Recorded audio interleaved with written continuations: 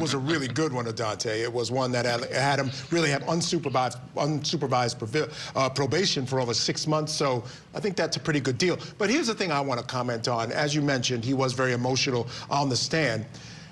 And we see none of that emotion from Hannah. Now, Hannah has said, she said in the interview, she thought this was just a really bad accident, a really terrible accident, right? She used a different word.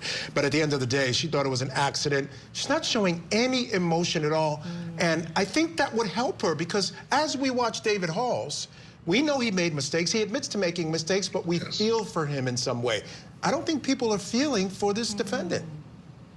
I agree. You know, one of the things when you're sitting at the criminal defense attorney position and you're at that table, mind you, I practiced criminal defense as well for over a decade, doing everything from DUIs up to murder for hire.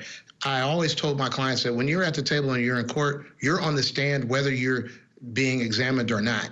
And so the fact that she's there and not showing emotion, she's testifying, even when she doesn't say a word. And so you're correct. She should be showing some emotions because at the end of the day, someone lost their life. I also want to pick up on what you said earlier, which is that he got a good deal. I imagine that's where the defense attorney is going to pick up their cross-examination line of questions with him, is force him to have to fess up to that and what he was facing, and that he actually does have a dog in the fight.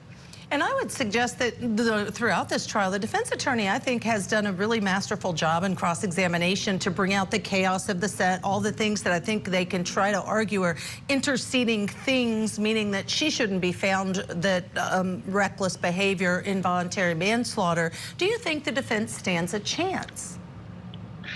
I think the defense does have a puncher's chance, as they say in boxing.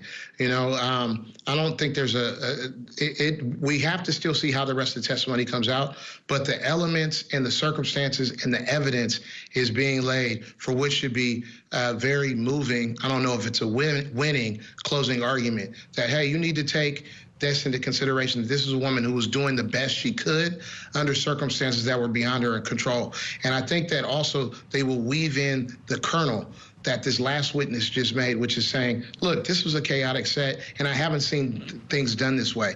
And we want to expose this so that the motion picture industry and the television industry doesn't allow its sets to operate in this way. So there's almost someone much larger than her that's responsible. It's the industry itself, and perhaps profits over people may perhaps be the theme.